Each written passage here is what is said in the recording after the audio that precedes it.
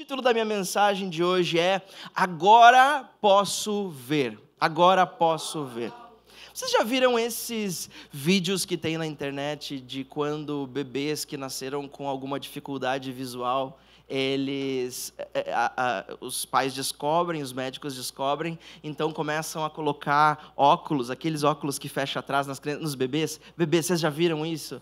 Cara, isso me emociona todas as vezes que eu vejo, porque é uma luta acontecendo ali. Você vê os bebês lutando porque não querem colocar aquilo, porque não sabem o que é, começam a chorar, e os pais lutando para tentar colocar os óculos nos bebês, porque sabem que aquele é o melhor para eles. E quando os bebês colocam os óculos, eles têm aqueles minutos de angústia, mas daqui a pouco eles começam a ver e a face deles muda. Vocês já viram isso? Isso me emociona. Eu trouxe um vídeo aqui pra gente ver. O André vai nos ajudar. Olha isso, olha isso.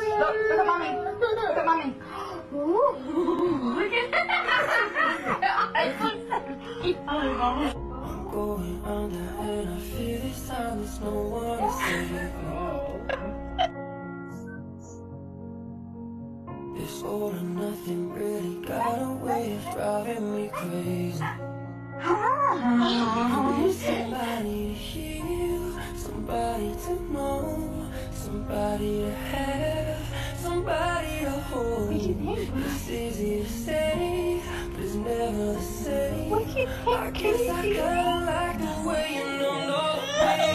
Now the day leaves, the night falls, and you're not here. Get me through it. Isso é maravilhoso, eu me emociono todas as vezes que eu vejo, porque é um bebê que nasceu com uma condição assim, uma luta porque não quer aquilo, não sabe o que aquilo significa, mas quando ele percebe que tem alguma coisa diferente do que ele conhecia até agora, o sorriso vem para o rosto, a vida começa a mudar. Eu, se fosse pai de uma criança que precisasse disso, isso ia ser emocionante demais para mim, porque eu me emociono de ver os filhos dos outros que eu nem sei onde é que estão, né? Mas sabe, essa cena é realmente uma cena estranha, porque ao mesmo tempo que você tem, como eu disse, os bebês lutando porque não querem colocar aquilo, porque acham que aquilo vai prejudicar eles, vai machucar eles, aquilo vai apertar a cabeça deles. Você tem o pai e a mãe tentando colocar de todos os jeitos possíveis, sem traumatizar a criança. Os dois estão lutando por aquilo que acreditam. O bebê está lutando por aquilo que ele acredita, e os pais estão lutando por aquilo que sabem que é o melhor para o bebê. Agora, apenas um deles, apenas um lado, tem a maturidade suficiente, a consciência suficiente para saber, de fato, o que é o melhor naquela situação, que são os pais. Os bebês ainda não têm essa maturidade ou essa consciência. Sabe, eu estava pensando nessa semana que eu me sinto, às vezes, na fé como um bebê que tem problemas de visão. Um bebê nesse mundo, com as coisas, com a visão turva, com a visão embaralhada, com os problemas da vida tentando me atrapalhar, eu não consigo enxergar bem as coisas. Nós somos assim às vezes. Às vezes os caminhos que nós precisamos percorrer, nós não conseguimos ver com exatidão, nós vemos tudo turvo. Às vezes o presente que nós estamos vivendo, nós olhamos para aquilo e dizemos, esse é o pior do pior do pior que eu poderia viver, não tem nada de bom aqui. A gente olha às vezes para o futuro e também com a visão embaçada, não conseguimos perceber que pode ser que tenha algo mais além daquilo que os meus olhos estão vendo. Mas sabe, hoje Deus não quer apenas colocar óculos espirituais na nossa vida para que nós possamos ver a vida com cores, para que nós possamos ver o belo da vida. Deus quer nos curar de uma cegueira completa com relação à vida, com relação a quem Ele é, com relação a quem eu sou, com relação a para o que eu estou aqui. Vocês estão prontos para isso? Eu quero ler com vocês no Evangelho de João, capítulo 9, versículo 1 em diante. Na verdade, vai ser até o versículo 25, mas nós vamos ler alguns trechos para que a história faça sentido, e outros pedaços você pode ler em casa, mas o texto está em João, capítulo 9, versículo 1 a 25, e diz assim a palavra do Senhor. Jesus ia caminhando, quando viu um homem que tinha nascido cego. Os seus discípulos perguntaram, mestre, por que esse homem nasceu cego? Foi por causa dos pecados dele ou por causa dos pecados dos pais dele? Jesus respondeu, ele é cego, sim, Mas não por causa dos pecados dele, nem por causa dos pecados dos pais dele. Ele é cego para que o poder de Deus se mostre nele. Agora nós vamos pular alguns versículos e seguimos para a parte da cura. Jesus então cuspiu no chão, fez um pouco de lama com saliva, passou a lama nos olhos do cego e disse: vá lavar o rosto no tanque de Siloé. Esse nome quer dizer aquele que foi enviado. O cego foi, lavou o rosto e voltou vendo. Os seus vizinhos e as pessoas que costumavam vê-lo pedindo esmolas perguntavam: não é esse o homem que ficava sentado pedindo esmolas? É, diziam alguns. Não é ele, diziam outros, mas é parecido com ele. Porém, ele dizia: sou eu mesmo. Então nós vamos ver no texto, se nós seguirmos os versículos, que essas pessoas então levam esse rapaz aos fariseus. Os fariseus eram pessoas religiosas, eram os religiosos da época, os líderes religiosos. Pensem como pastores mau caráter. Pessoas que tinham a incumbência de levar pessoas a servirem a Deus da melhor forma, a entenderem a palavra de Deus da melhor forma, mas essas pessoas já tinham sido corrompidas pela política, já tinham sido corrompidas pelo dinheiro, já tinham sido corrompidas pelo poder. Então, as pessoas levam o cego até os fariseus. E os fariseus não queriam dar o crédito da cura para Jesus, porque eles estavam percebendo que Jesus de fato era o Filho de Deus, mas eles não acreditavam que seria dessa maneira, eles queriam continuar com o poder nas mãos. Então os fariseus chamam os pais do menino, que a princípio havia nascido cego, para se certificar que de fato tinha nascido cego. E os pais do menino dizem: sim, ele nasceu cego, mas como é que ele pode ver? Eu não sei como é que ele pode ver, ele é maior de idade. Eles estavam com medo de responder essa pergunta, então jogam para o próprio filho. Mas ele nasceu cego, eu tenho certeza, o meu filho nunca enxergou. E aí nós continuamos o texto diz: então os líderes judeus chamaram pela segunda vez o homem que tinha sido cego e disseram: jure por Deus agora que você vai dizer a verdade. Nós sabemos que esse homem, Jesus, é pecador. Então o homem respondeu: se ele é pecador, eu não sei. De uma coisa eu sei, eu era cego e agora eu posso ver. Eu fico imaginando essa cena como parecido com aquilo que a gente acabou de ver desses bebês. Um homem que nunca tinha visto a luz do dia, ou talvez a cegueira mostrava apenas vultos para ele. Um homem que nunca tinha visto a beleza de uma praia, um homem que nunca tinha visto o rosto da sua mãe ou do seu pai. Um homem que nunca tinha visto a cor da areia, a cor do céu, nunca tinha visto o sol. Agora pela primeira vez enxergando. Vocês imaginam isso? Ele não queria saber de nada, ele dizia: eu não sei de nada, eu só sei que eu era cego, antes eu era cego, mas agora eu posso ver. Sabe, esse foi o único caso de doença de nascença que os 4 evangelhos registram. O Novo Testamento depois vai mostrar outros 2 casos de uma doença de nascença em Atos dos Apóstolos, mas nos evangelhos é o único caso de um doente que nasceu dessa maneira, nessa condição. Você já percebeu que nessa história que nós lemos, no início da história, quando os discípulos começam a falar com Jesus, aparentemente parecia que para os discípulos só haviam 2 hipóteses desse homem ter nascido cego, lembram? Jesus, esse homem nasceu cego porque ele pecou? Ou porque foram os pais dele que pecaram? Não tinha mais nenhuma alternativa para eles. Todas as alternativas eram sobre o pecado sendo mais importante. A única coisa que não muda na equação dos discípulos, nas 2 alternativas, é o pecado. Quem é que pecou? Tem pecado aqui. Quem que pecou para esse menino ter nascido desse jeito? Sabe, naquela época se acreditava que uma doença, ela estava totalmente conectada a um pecado, necessariamente. A crença judaica dizia que onde houvesse um sofrimento por causa de uma doença, era um castigo de Deus por causa de um pecado cometido. Ou um pecado cometido pelos seus pais, ou um pecado cometido pela própria pessoa, e esse era o castigo de Deus. Então se você via uma pessoa assim, pedindo esmola porque era cego, todos tinham a certeza absoluta na cidade que alguém tinha feito alguma coisa muito grave. Se você via alguém que não podia andar, não podia caminhar, pedindo esmolas no templo, você só podia ter uma certeza de que alguém tinha feito alguma coisa muito grave, muito nojenta, muito obscura. Porque senão não estaria nessa situação. Eles criam num Deus que era altamente vingativo, que punia uma doença, punia com doença os pecadores. Mas agora, Jesus apresenta um terceiro motivo que os discípulos não pensaram. E o motivo que Jesus apresenta é que não, nenhum nem outro, esse homem é cego para que Deus manifeste o seu poder através dele. Você já pensou se hoje Deus estivesse te dizendo isso? Eu não estou dizendo que está, eu estou dizendo, já pensou se Deus estivesse dizendo isso? A tua dificuldade, Gui, a tua dificuldade, Lennon, seja uma doença, seja o que for, não é por nada. É só porque eu quero manifestar o meu poder através disso em ti. Como é que você viveria dessa maneira? Como que nós continuaríamos acreditando nesse Deus? Mas hoje eu estou aqui para te dizer que aquilo que você está vivendo hoje tem um motivo, e o motivo é a manifestação do poder de Deus na tua vida. É a manifestação do poder de Deus através de você. Você percebeu que Jesus, nesse relato, ele estava apenas caminhando quando fez o milagre? Vocês perceberam isso? Jesus não foi chamado, Jesus não planejou, como outras vezes ele já tinha planejado.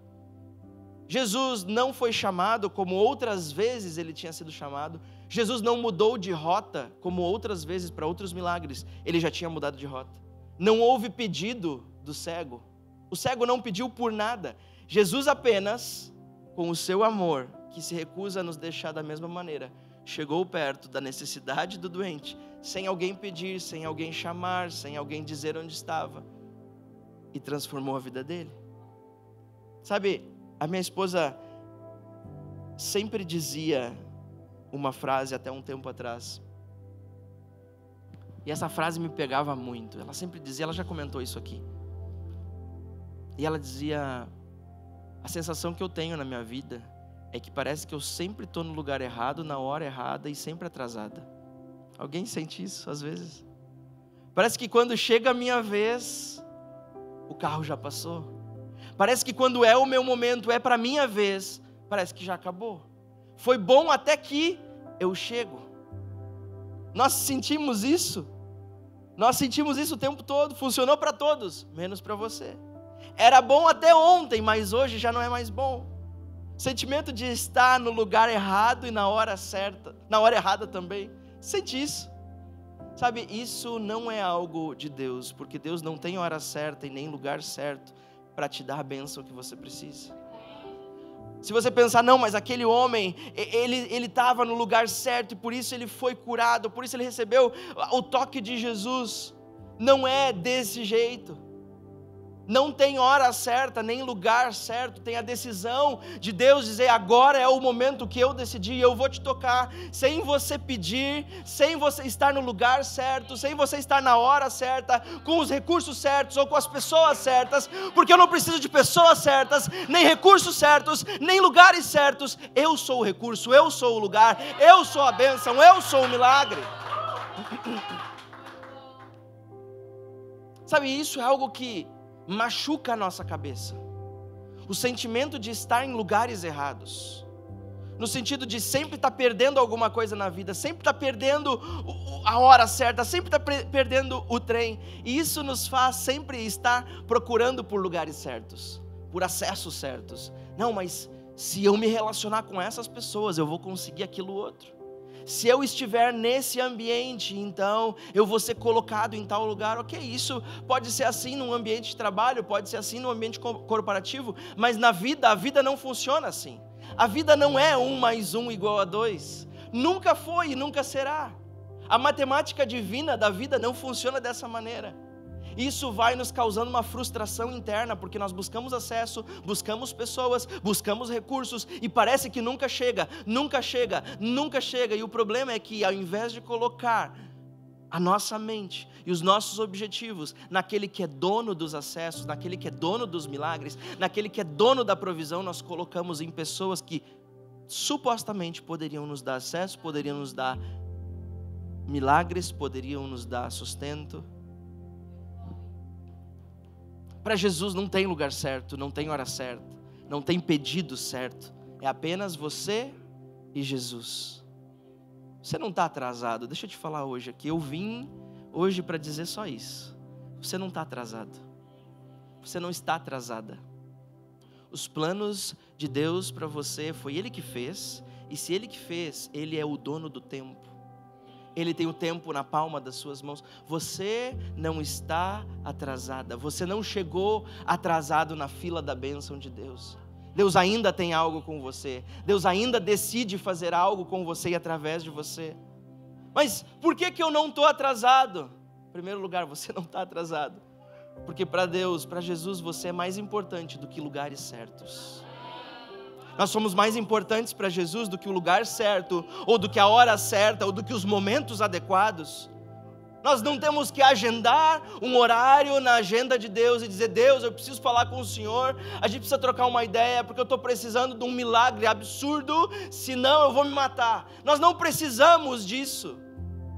Ele vem até onde nós estamos, como nós estamos.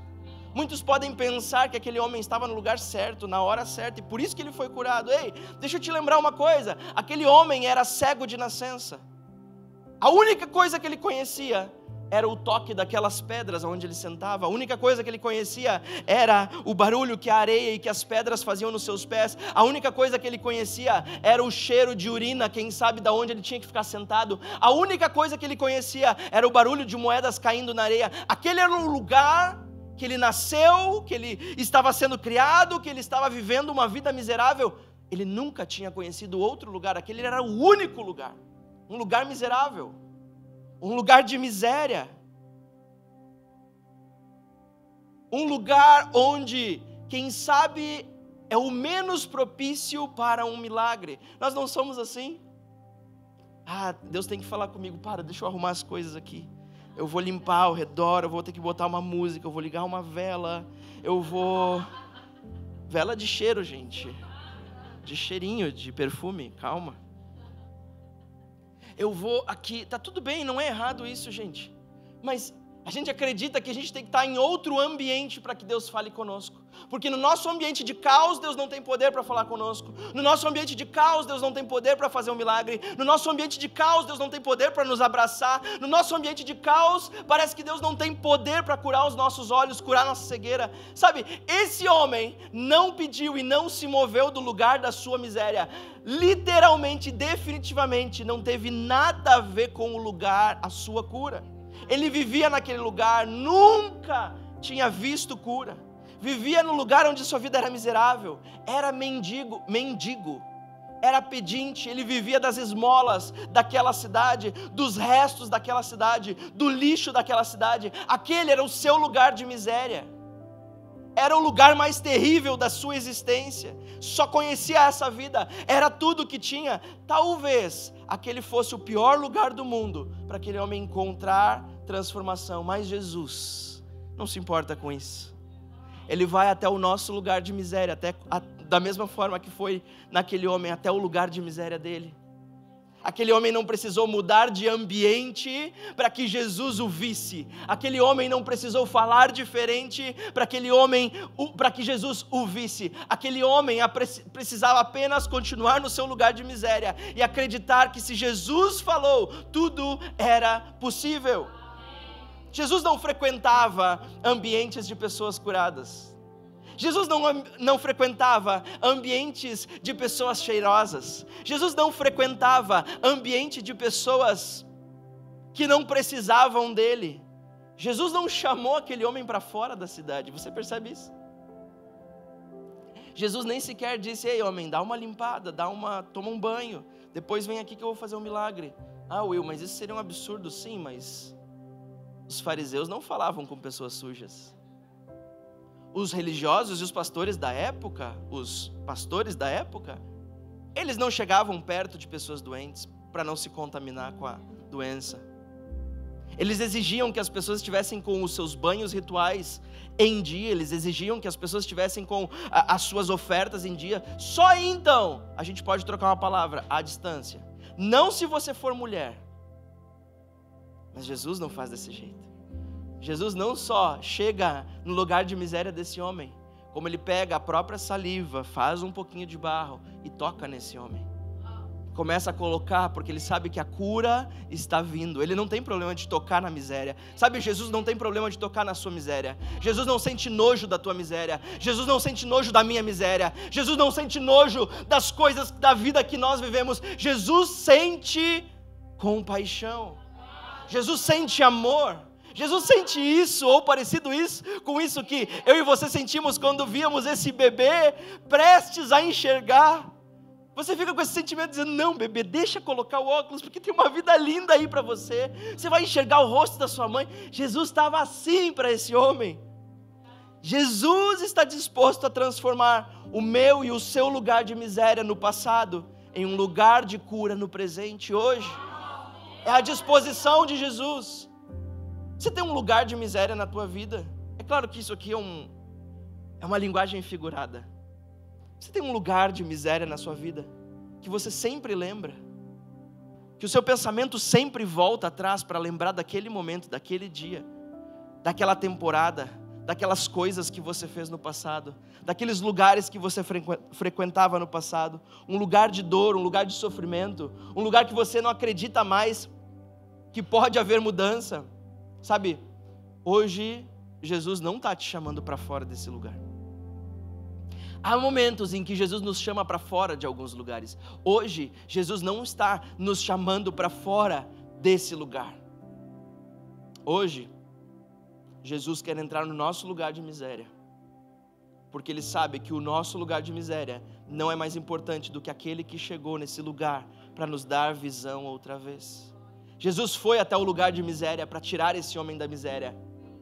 A cura e a transformação não começa com hábitos, não começa com mudança de lugar, não começa com mindset trocado, não começa com nada disso. A cura, a transformação, a libertação começa com Jesus passando pelos nossos lugares de miséria, começa com Jesus passando no nosso passado de miséria, começa com Jesus passando no meio dos nossos pecados, no meio da nossa dor, no meio dos nossos desafios. É assim que começa a cura e a transformação. Qual é o seu lugar de miséria hoje? Lembrando, isso é uma figura de linguagem. O que não está te deixando ver a beleza da vida? O que não te permite mais sorrir? O que não permite mais alegria no teu casamento? O que não está permitindo mais o que você tenha paz, e você está sempre cheio de dúvidas, sempre cheio de dívidas, sempre cheio de más decisões, más escolhas? O que está te causando ansiedade? O que está te causando uma doença? Quem sabe é alguma coisa na sua família, uma vida que você parece que não avança. Parece que todos à sua volta estão avançando, estão caminhando, mas você se sente preso no mesmo lugar, presa no mesmo lugar, e você não consegue dar passo para frente. Parece que quanto mais você se esforça, ao invés de caminhar para frente, você está caminhando para trás. Sabe esse sentimento? Todos à sua volta parece que estão progredindo, mas você se sente preso, presa no passado, presa no lugar onde você está. Deixa eu te falar uma coisa, Jesus quer passar hoje aonde você está na vida e te fazer um convite para a transformação. Ah, mas eu não pedi por nada. O cego também não pediu. Ah, mas eu só vim hoje no domingo. Ele também só estava lá no lugar dele. Ah, mas eu não mudei minha vida ainda. Ele também não mudou, foi Jesus que mudou. Isso nós precisamos mudar na nossa cabeça. O fato de que nós precisamos melhorar, primeiro melhorar para então Jesus nos amar. Primeiro mudar para então Deus me salvar. Primeiro melhorar para então alcançar o amor de Deus. Ei, nada do que eu e você podemos fazer numa vida, 2 vidas, 3 vidas, 100 mil vidas, pode fazer o amor de Jesus aumentar por você, porque Ele é o amor em pessoa, Ele é dono do amor, Ele sabe como amar, como nós não amamos. Jesus quer passar por nós hoje, porque para Ele, você e eu somos mais importantes do que o lugar certo. Agora, alguma coisa muito importante aqui. A maneira como esse homem respondeu às ordens de Jesus fez alguma coisa e tem uma relevância muito grande aqui. A maneira que nós respondemos aos encontros com Jesus, muitas vezes determina o tipo ou o tamanho de milagre que nós vamos receber. Jesus deu um passo em direção ao cego, mas ele pediu outro na direção dele. Jesus foi até a miséria, porque o cego não podia sair dali. Jesus foi até o seu lugar de caos, porque ele não conseguia sair, mas ele pede um pequeno passo na sua direção. A reação desse homem, para mim, me encanta demais, porque no momento em que ele foi abordado por Jesus, você vê uma vida cheia de fé. Uma pessoa que nunca viu a beleza da vida, mas cheia de fé. Jesus se aproxima, coloca lama feita de terra e cuspe nos olhos desse homem, num homem desconhecido. E o homem não somente aceita que Jesus faça isso, e ele fica ali esperando, ele não somente aceita, como literalmente, sem ver, ele obedece. Literalmente, sem ver, ele obedece. O que? Jesus disse: aqui eu já fiz a primeira parte, agora vai até o tanque de Siloé e te lava. Como assim? Gente, você já prestou atenção nessa ideia aqui? Jesus estava vendo aquele homem pela primeira vez. Aquele homem não estava vendo Jesus ainda. Um homem chega, coloca lama nos teus olhos e diz: agora vai lá lavar no tanque. Você é cego, você tem que ir tateando, você tem que ir com a ajuda de alguém ou com uma bengala até um tanque para se lavar. Que história é essa? Que negócio é esse? Esse homem, na minha percepção, só pôde fazer isso cheio de fé, porque ele entendeu que os resultados não eram mais importantes do que os métodos. Desculpa, resultados são mais importantes do que os métodos. Os métodos não são mais importantes do que os resultados. O que aquele homem precisava era de resultados. Métodos tanto faz. Qualquer coisa que me cure, qualquer coisa que me tire dessa escravidão, qualquer coisa que mude a minha vida, qualquer coisa que tire da miséria, eu só quero o resultado. Ei, eu quero o resultado. Se Jesus me pedir para fazer alguma coisa absurda, me garantindo o resultado, ei, eis-me aqui, Senhor. Eis-me aqui. Agora, muitas vezes, nós paramos e freamos a nossa vida, porque não gostamos dos métodos. E impedimos a mão de Jesus nos curar, nos transformar, nos libertar, porque nós não estamos gostando dos métodos. Não estamos gostando do cheiro da terra. Não estamos gostando da viscosidade da lama nos nossos olhos. Não estamos gostando de ter que caminhar até um outro lugar, porque não era assim que nós queríamos. Esse homem, de jeito nenhum ele fez isso. Deixa eu te falar isso, meu irmão, minha irmã. Não se apegue aos métodos de Jesus, mas ao Jesus dos resultados. Métodos podem mudar, mas Jesus jamais mudará. Os métodos vão mudar. Você também se pergunta por que métodos tão pouco convencionais? Por que você também se pergunta isso? Você também lê a Bíblia desse jeito dizendo: ok, mas por que isso aí? Jesus, qual o objetivo disso? Será que esse era o show business da época? Será que essa era a pirotecnia da época? Jesus, por que lama com cuspe no olho? Nossa, isso é nojento demais, Jesus. Isso é nojento para o homem e nojento para você. Que coisa mais nojenta. Você já se perguntou isso? Jesus, eu já li na Bíblia, eu já me perguntei, Jesus, eu já li na Bíblia que uma vez o Senhor curou uma pessoa apenas colocando a mão nela. É bem melhor já do que cuspe e terra no olho. Jesus, eu já soube de uma vez que o Senhor nem estava presente no lugar, o Senhor estava em outra cidade, e o Senhor só deu uma ordem de onde o Senhor estava, e a pessoa que estava morrendo ficou curada na hora. Isso também é bem melhor do que cuspe e terra nos olhos.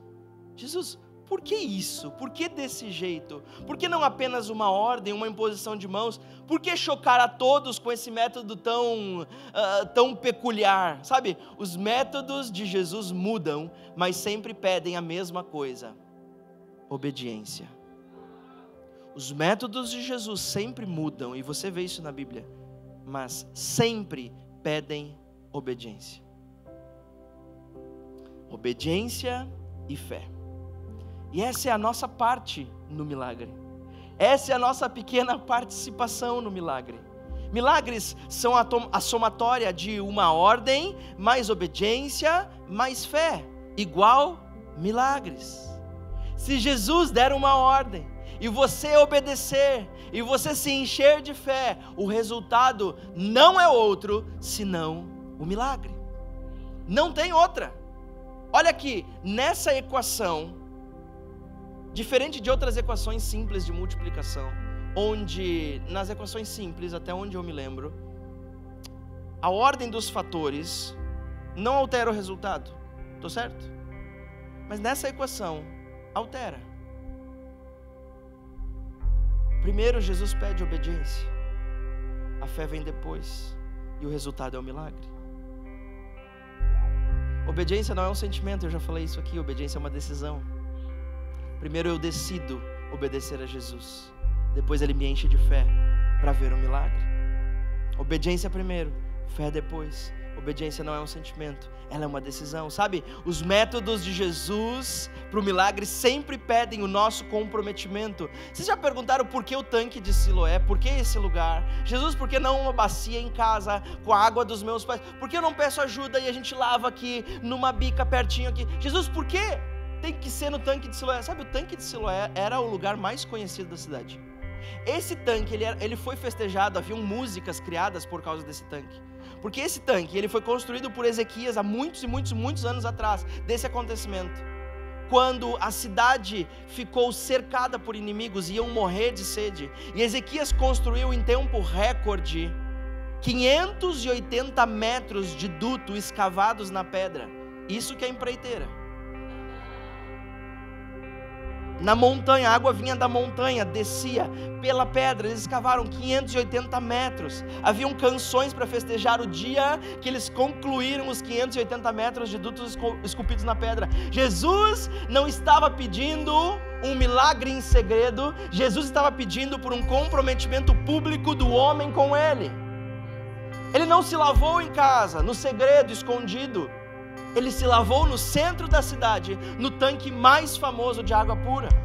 O tanque que antes foi alvo da alegria do povo, porque trazia uma vida nova para a cidade, uma perspectiva de um futuro, agora é o lugar da alegria de um homem que voltou a ver a beleza da vida. Sabe, algumas coisas na nossa vida, que quem sabe podem ser conhecidas pela alegria de algumas pessoas, porque elas viveram alguma coisa, Jesus vai transformar nisso sendo a nossa alegria, por poder agora ver uma nova vida, porque antes nós éramos cegos, mas depois que Jesus passa na nossa vida, nós podemos ver. Por isso, não procure por métodos, procure por Jesus. Não procure ser conhecido por um homem e uma mulher de métodos, procure ser conhecido por um homem e uma mulher de Jesus. Resultados são mais importantes do que os métodos. Não permita que as suas preferências pelos métodos te impeçam de alcançar os resultados. E para terminar, o que esse homem entendeu é que a obediência é mais importante do que as preferências. Quantas vezes eu e você, não dá para contar, quantas vezes eu e você queremos ver para então obedecer?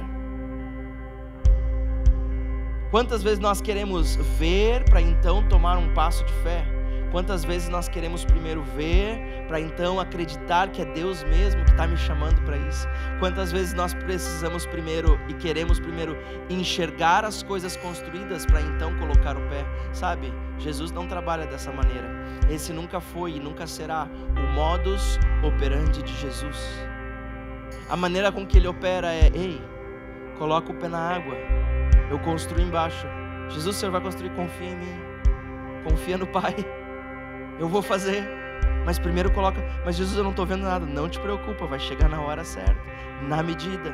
Mas Jesus, tá fria a água, não tem problema, eu vou colocar o que você precisa ir. Mas Jesus, não tem provisão, não te preocupa, quando chegar a hora eu vou dar provisão. Mas Jesus, eu não tenho recurso, vai chegar o recurso na hora certa. Mas primeiro eu preciso que você ative a sua obediência através da fé. É assim que funciona para Jesus. Aquele homem não viu, literalmente, mas ele ouviu e obedeceu à voz de Jesus. Sabe, nem sempre Deus vai te mostrar, às vezes Deus vai te fazer ouvir primeiro. E é isso que tem que ser suficiente para mim e para você. A maioria das vezes você não vai ter todos os, como que se chama? Os sentidos ativos. Há vezes em que para você ter os sentidos ativos por Jesus, você vai ter que ouvir a voz dele e obedecer mesmo sem enxergar nada. Obediência é confiar, e confiar vem antes de ver. Quando nós abandonamos as nossas preferências a ouvir a voz de Jesus, aí então nós estamos prontos para ver as suas promessas na nossa vida, em nós. No final do texto nós vimos que os fariseus, aqueles homens maravilhosos que nós vimos, esses homens puros, eles insistiam com o homem, com o rapaz que tinha sido curado, e eles diziam: jure por Deus que você vai dizer a verdade, nós sabemos que esse homem é pecador, falando a respeito de Jesus. Jure por Deus. E o homem responde: se ele é pecador eu não sei, eu sei de uma coisa, que antes eu era cego, mas agora eu posso ver. Sabe, as pessoas vão te perguntar para menosprezar a tua fé, e elas vão dizer: ei, jura por Deus agora, fala a verdade, como é que você foi curado? Não vem com esse papinho de que eu fui à igreja e alguém orou por mim e eu busquei a Deus e eu fui curado de um câncer. Me fala a verdade, como você restaurou seu casamento? Me conta agora, para de mentir, eu sei que não foi Jesus. Como é que você mudou a sua depressão em alegria? Como que você parece outra pessoa? As pessoas vão perguntar para você, tentando menosprezar o Jesus que nos salvou, o Jesus que te curou, o Jesus que te transformou. Como é que você amadureceu tanto? Como é que você abandonou a sua velha vida? Como é que você abandonou esses vícios? E você vai poder responder: como? Como? Eu não sei. Eu sei que antes eu era cego, mas agora eu posso ver. Eu era depressivo, mas agora eu posso cantar. Eu era imaturo, mas agora posso me responsabilizar. Eu era indeciso, mas agora sou decidido. Antes eu pertencia às minhas próprias vontades, elas mandavam em mim, mas agora eu sou livre para viver a minha vida com Jesus. A declaração desse homem foi o que selou o seu milagre. Qual declaração hoje você está disposta a fazer para selar o milagre que você precisa na sua vida? Eu quero orar por você nessa manhã, para que Deus te encha de força, de coragem e de ousadia, para com uma declaração selar o milagre que Ele tem para ti. Para que na segunda-feira, amanhã, você possa caminhar em obediência, mesmo sem ver nada, apenas ouvindo a voz de Deus. Sabe, Ele está falando com você hoje, agora, nesse momento. Ele está falando com você nessas últimas semanas. Ele está falando com você a respeito do seu compromisso.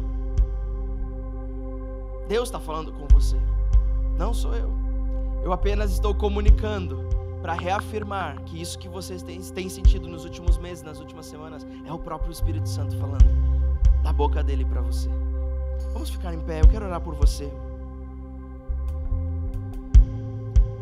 Se você hoje precisa, assim como eu, fazer uma declaração para Jesus, de dizer: Jesus, eu quero declarar assim como esse homem declarou. Eu não sei como, mas eu sei que foi Jesus que me curou.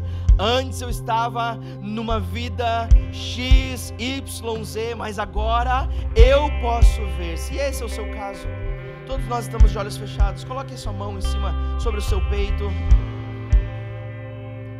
Eu quero orar por você. Senhor Jesus, nessa manhã eu oro por todas essas pessoas que estão decidindo dar uma declaração de fé e dizer que Tu és o Senhor das suas vidas.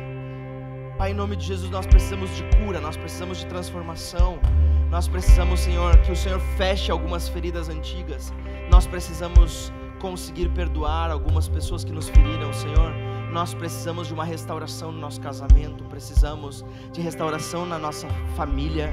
Nós precisamos de uma restauração, Pai, com os nossos filhos, com os nossos pais.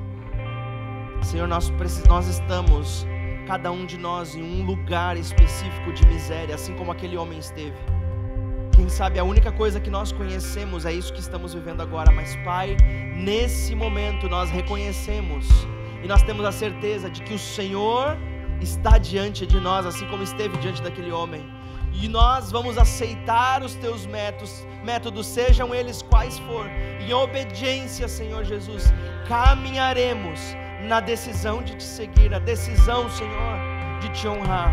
Pai, em nome de Jesus, honra cada uma dessas pessoas nesse momento, cada uma dessas pessoas que estão decidindo entregar essa porção de miséria da sua vida, para que o Senhor possa transformar essa miséria em uma vida linda, nos possa fazer enxergar novamente, em nome de Jesus.